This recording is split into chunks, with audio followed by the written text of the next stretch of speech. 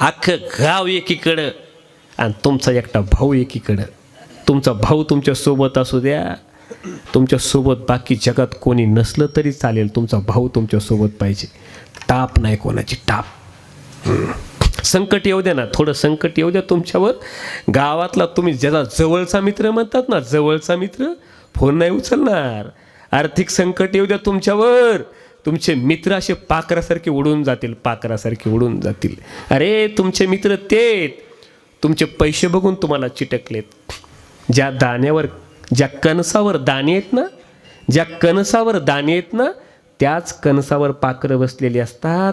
एकदा त्या कणसाचे दाणे संपले ना, पाखरू पुन्हा त्या कणसावर कधीच बसत नाही. तसे तुमचे मित्र, तुमच्याकडं आज पैसा आलाय ना म्हणून तुम्हाला चिटकलेत रे. आणि तुमचा भाऊ तुमच्याकडे काही नाही तरी तो लहानपणीपासून तुमचाच आहे. उद्या तुमच्यावर संकट येऊ द्या, ते आर्थिक असू द्या, सामाजिक असू द्या, कुठलंही असू द्या, तुमचा भाऊ धावत येणार आहे. अपघात झाला ना कुठं, गावातल्या मित्रांना बातमी कळते आणि मित्र म्हणतो चला जावं लागेल, अपघात झालाय, 1-2 दिवसानं हॉस्पिटलमध्ये भेटायला जावं लागेल, खूप जवळचा मित्र आहे. भाऊ असं नाही म्हणत, भाऊ म्हणतो कुठे आहे आत्ता, कुठे आहे आत्ता, कसा आहेस, मी 10 मिनिटात तिथं आलो, थांब तू, 10 मिनिटात तिथं आलो. आणि सुसाट वाऱ्याच्या वेगानं भाऊ येतो रे. म्हणून त्या भावाला नका तोडू गड्या. 2 भाऊ घरात राम लक्ष्मणासारखे नांदले पाहिजे, भरतासारखे राहिले पाहिजे. त्याच्यासाठी रामायण असतं दादा. रामायण शिकवते त्या जगाच्या बापानं अवतार घेऊन दाखवलाय, असं जगा, घरातही असं वागा, आईसोबत असं वागा. तुमच्या बापाचा शब्द नका पडू देऊ. ए राजा हो, तुमच्या बापाचा शब्द नका पडू देऊ. ते जगाचा मालक बापाचा एक शब्द सांभाळण्यासाठी 14 वर्षे गेलाय, 14 वर्ष वनवासाला गेलाय. अरे तुमची बापाच्या शब्दाला किंमत द्या रे. बापाची प्रॉपर्टी टिकवा.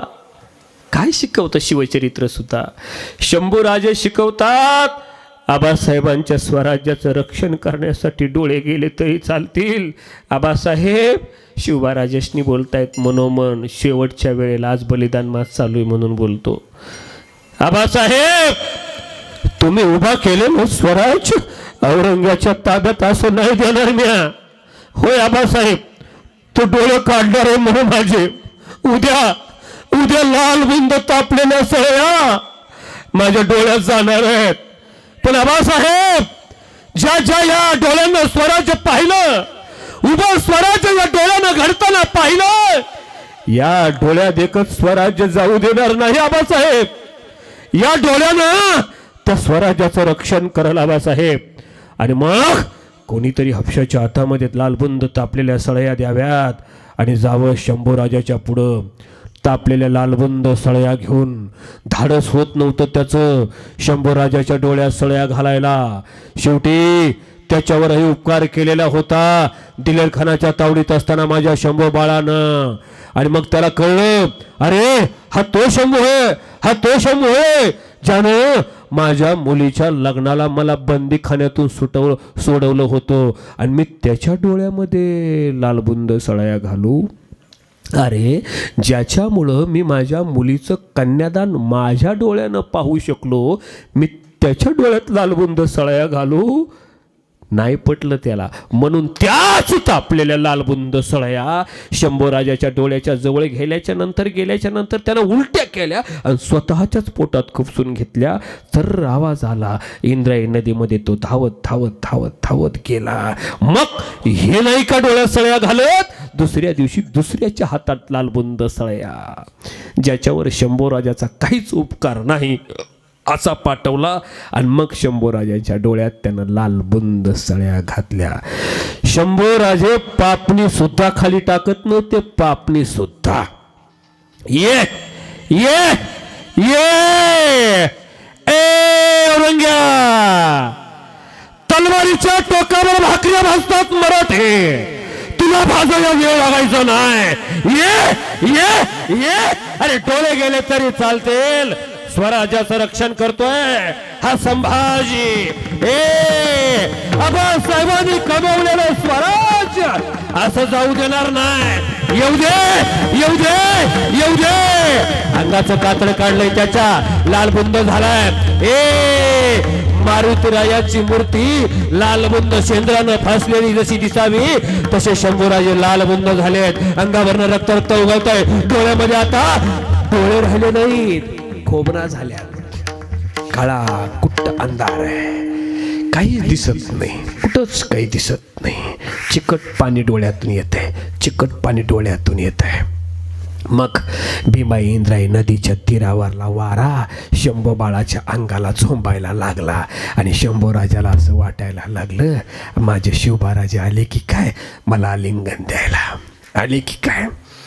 बाप गेला, पोरग बापाविना पोरग झालं, पण बाप गेला तरी स्वराज्य सांभाळलं लेकरानं. आणि त्या लेकराला वाटायला लागलं माझा बाप माझं कौतुक करायला आलाय.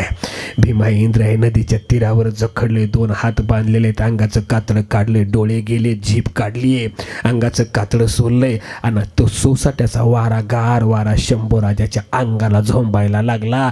शंभूराजे म्हणले हा वारा नाही आहे, हा माझ्या शिवबाराजानं मला आलिंगन दिलंय आणि माझ्या पाठीवर थाप टाकतायत आणि जणू शबासकी देत आहेत. शबास पोरा शबास, स्वराज्याचं रक्षण केलंस रे, रक्षण केलंस तू.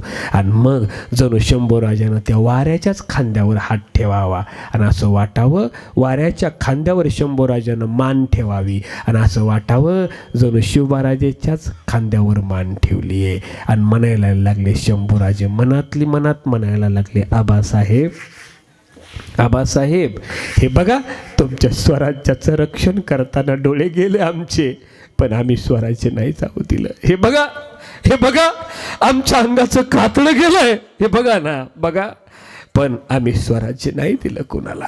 हे दादा आज बलिदान मास चालू आहे म्हणून बोलतो, हेच दिवस होते ते, हेच दिवस. मेल्यानंतरही माझ्या शंभू बाळाला सोडलं नाही रे. भाल्यावर मुंडकं ठेवलं औरंगजेबाने, त्यांचं गावभर मिरवलं रे, गावभर. असला तृतीय मृत्यू जगातल्या कुठल्याच राजाला आला नाही, पण राखली त्यानं बापाची प्रॉपर्टी राखली. आणि म्हणून त्या बापाची जयंती 18 पगड जातीनं काढली पाहिजे. मावळा तू लढला, इतिहास घडला.